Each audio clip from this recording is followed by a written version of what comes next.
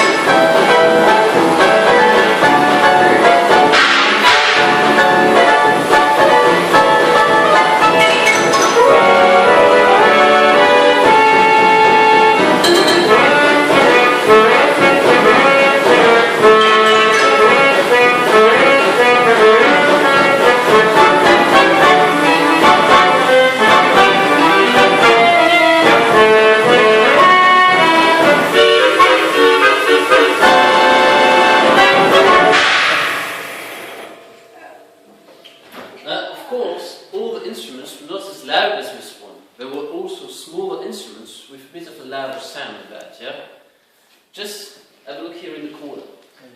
We've got here a Symphonion. Symphonion was a big company in Leipzig, that's the east of Germany.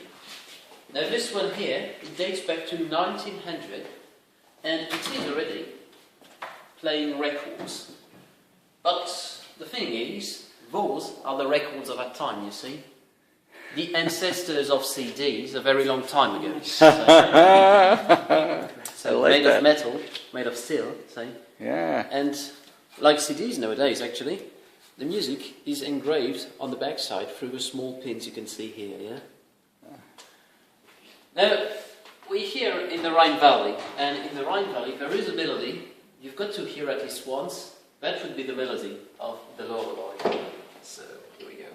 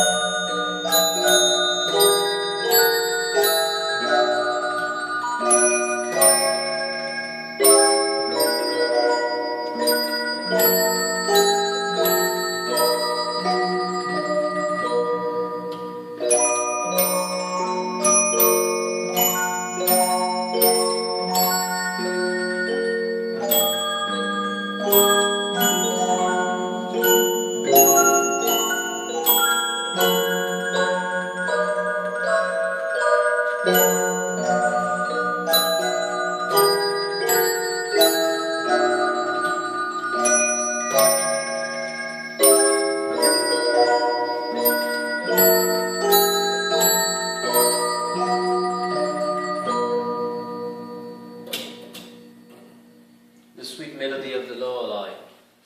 Now, you can also notice that apart from the music and the mechanical system, those are also lovely pieces of furniture too, with a lovely woodwork and wood carving, yeah? So all in Jugendstil, that was really what the fashion was at the beginning of the 20th century in Germany. We continue now in the next room, but please be careful, we've got to step here first, step down.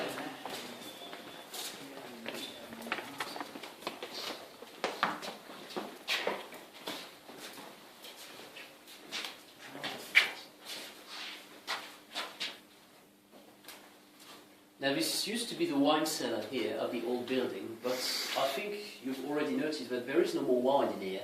It has already been drunk for quite a long time actually, and not by me. So. Now the thing is, instead of having empty bottles, we've got here organs, and especially those big fairground merry-go-round organs. Nowadays you've got a huge installation on the merry-go-rounds, but that was the kind of organs you had at the beginning of the 20th century, you see. Now this one here was built in 1908 by the Gebrüder Bruder in Waldkirch, so also in the Black Forest in the south of Germany. This was not meant for Germany though, but instead for a merry-go-round in Budapest, in Hungary. And that's precisely where we found it a few years ago, in an old barn, an old shed, completely dismantled, you know, hundreds of pieces, yeah. But as you can see now, it's been restored, rebuilt. It is also playing in its old glory again. Now how does it work with? As it is kind of a machine really, it needs software to work with. See? Such a cartoon or book organ, and all the oars you can see in here are the information needed for the different instruments and automatons in there. Well, after all, IBM began with such things a few decades later, you know. True. That's true. already binary system. Now, you've got to be aware though, as those organ was sometimes meant to be played outside, the sound is of course a bit loud again. Yeah?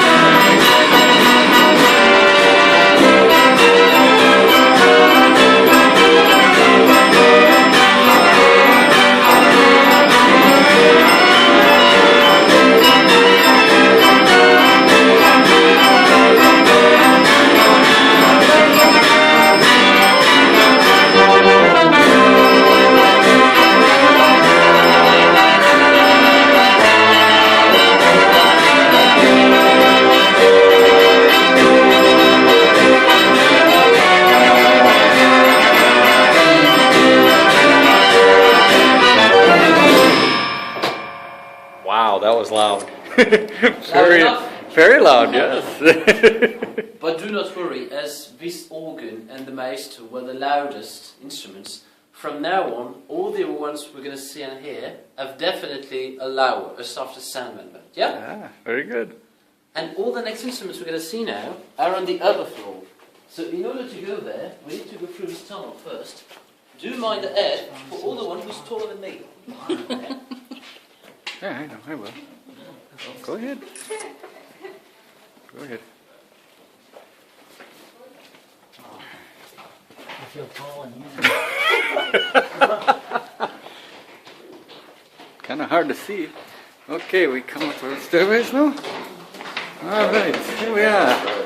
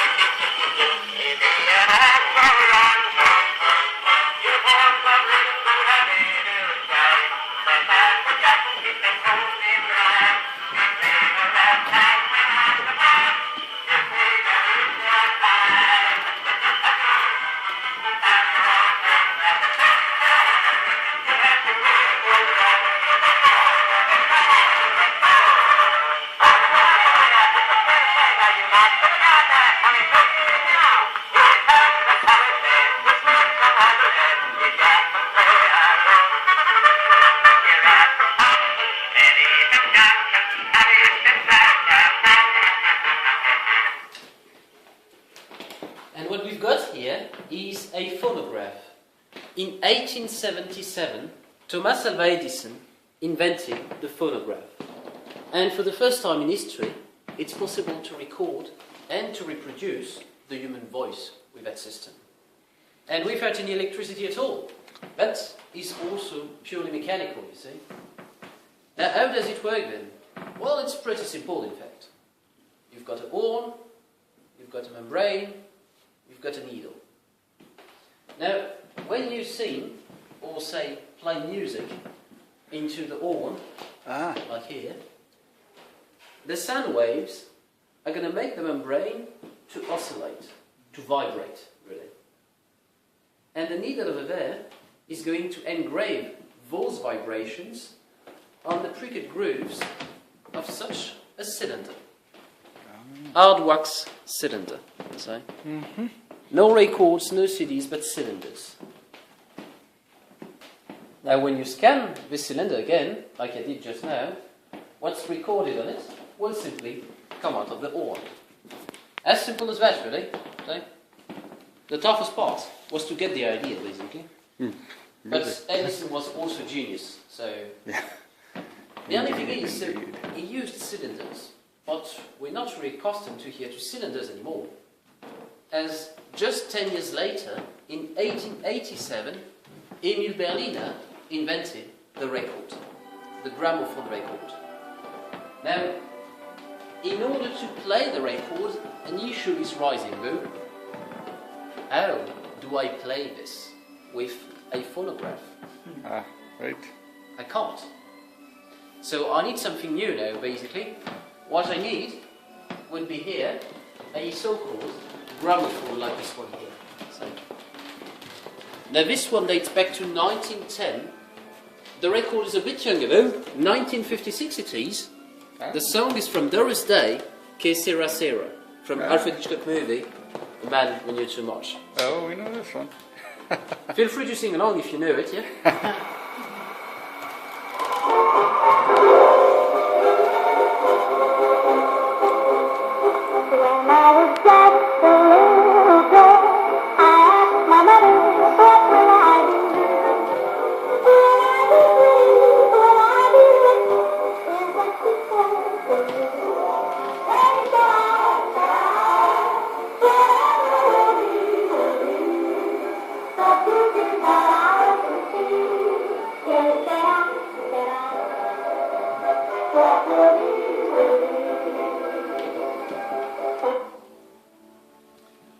So, for sure, that was a great progress for the time.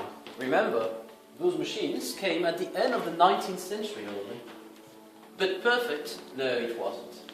Of course. for example, you cannot adjust the sound on those. Oh. So when it was too loud, what did the people do then? Basically, they just put a pair of socks or a pillow inside the horn to make it loud, to make it softer. Nice. Yeah. Smart. And that's also where the famous saying comes from. Put a sock in it. Very well. Yes, indeed. Well, it does make sense when you think about it.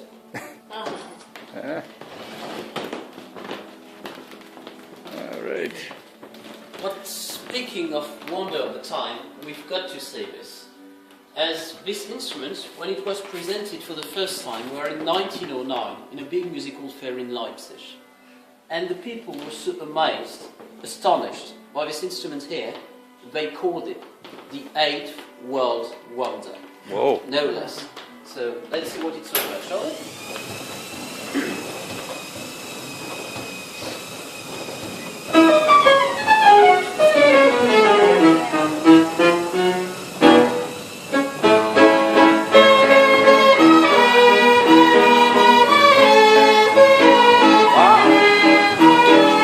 Lola Brigida.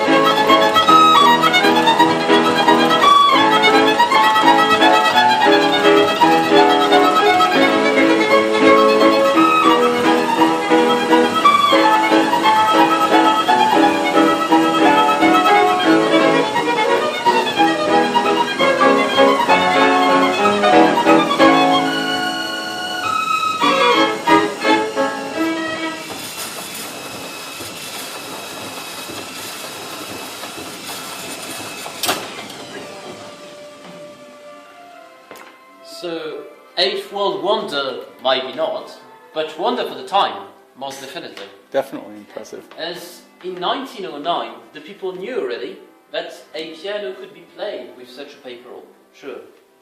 But the same system, however, was also doable with violins. And those are real violins. Wow. That was quite unbelievable for sure. See? Now that is also the reason why this violin here, but the name of the orchestrion, was one of the most successful from the company Upfeld in Leipzig. And Upfeld used to be the largest German but also world company for mechanical instruments at the beginning of the 20th century, you see.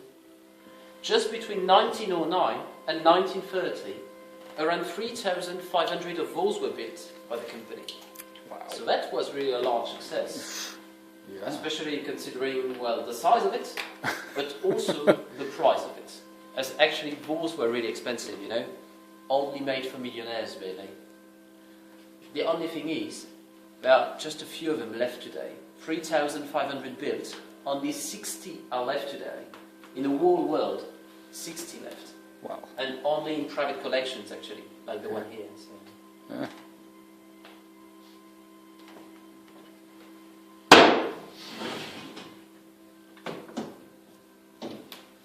That one over there like a jukebox? Yes, monograph jukebox. Just have to drop some coins in there.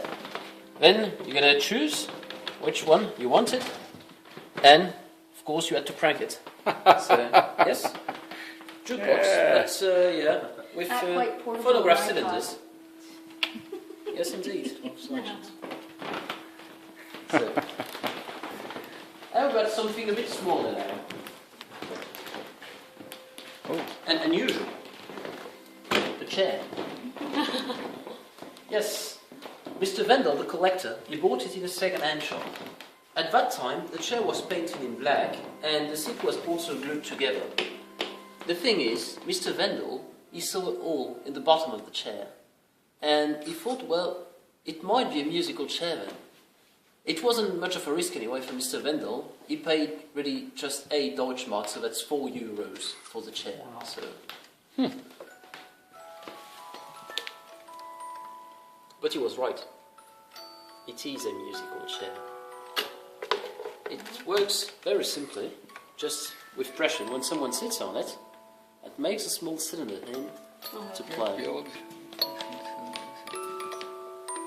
Of course, a chair was meant for children, small children.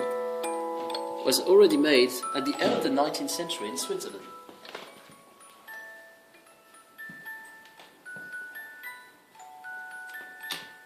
So, for €4. Yeah. Never know what you'll find.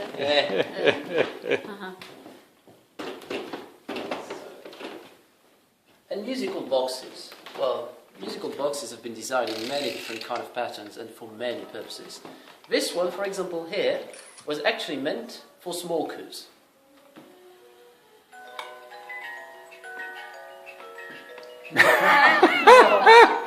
I love it. Nice. Well, but of course you can also put chocolate sweets inside. It must not be always. It doesn't have to be cigarettes or cigars or whatever. And for the ones who want to quit on smoking, we've got actually another one. The only difference is it runs 3 times faster. So you gotta move quick. Move quick. Yes, indeed. Yes, indeed. So we continue just to restore it over there, if you please.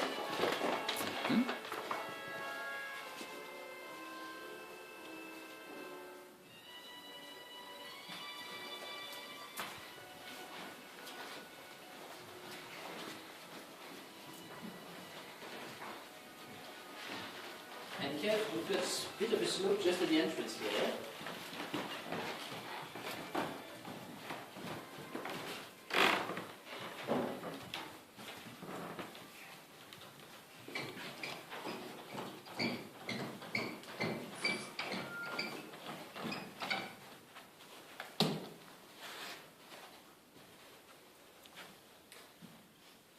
So we are now in the oldest part of the building. Just to say a few words about the building shortly, this used to be a manor, the residence of the local lords at the time of the Brumser family. Therefore, the name here is Brumser Hof. It means the Brumser courtyard, really, here. Yeah? Now, the room where we are now, it's the oldest one of the whole building here. It dates back to 1310 already. What you can see here by the Gothic vault are the coat of arms of all the allied families of the Brumser. All the paintings in the room, either on the wall or on the ceiling by the Gothic vault, are still the original ones, yeah? Those paintings, those frescoes, date actually back to 1559, see?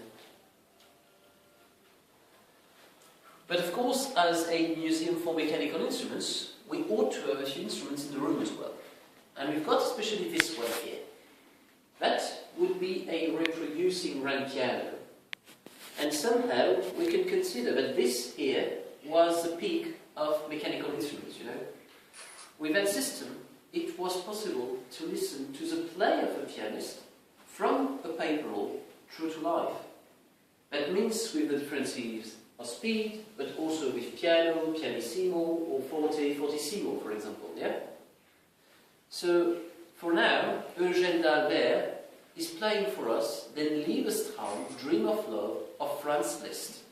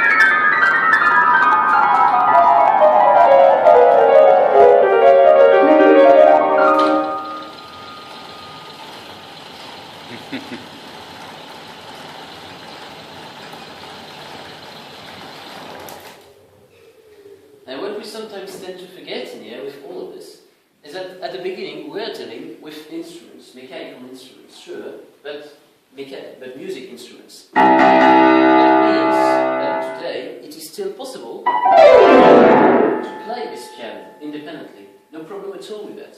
It is a real grand piano, a real Bechstein, you know. What that also implies, by the way, is as it is a regular instrument, of course, it needs to be tuned as well. Like the violins we've previously seen. Those are real violins. They need to be tuned as well. See? So we continue now in the chapel. Be careful, we've got a big step coming here.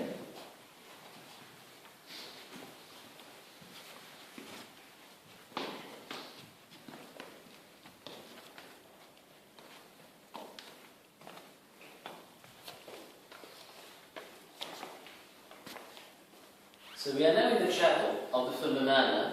This room dates also back to 1310 with the paintings, the frescoes from 1559. But what's also more remarkable in here is the floor we've got, as this is also the original floor here. Those ceramic tiles date also back to the beginning of the 14th century, you know, so 700 years old already. Wow.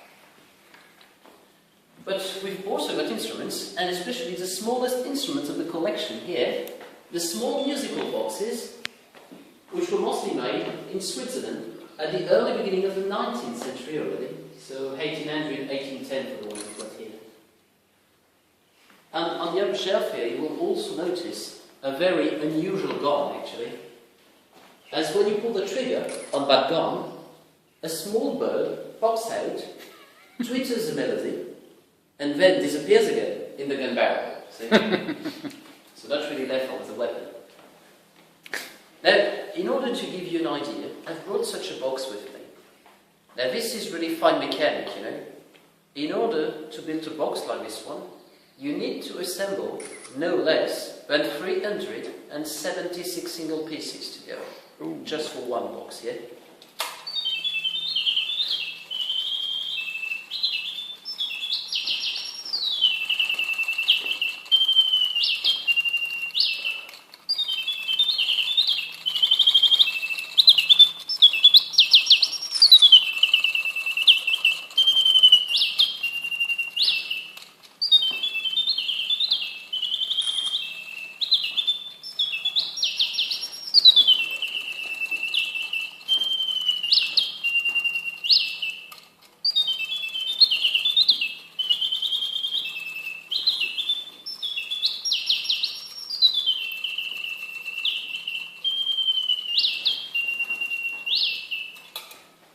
And of course, as the system was developed in the late 1780s, it's not running on electricity or any battery.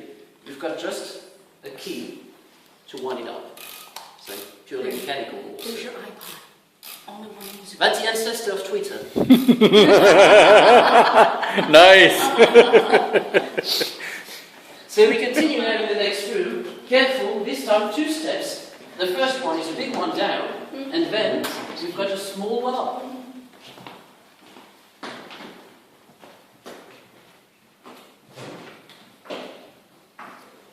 We're going to continue with the big instruments on the left here, the one with the automatic. Yep. Oh, another big one, huh? Oh my. Wow. Look at this thing. This takes a big shot. So we've got here another orchestrion, an automaton orchestrion. This one was built between 1888 and 1892 by Bernhard Lufner, who was also German, was also coming from the Black Forest, but he immigrated to the US in 1865 and made this work here in Buffalo, in the state of New York, for a rich American automaton collector. The only thing is, it is quite fragile still nowadays, so I can play it just for a very short amount of time, really.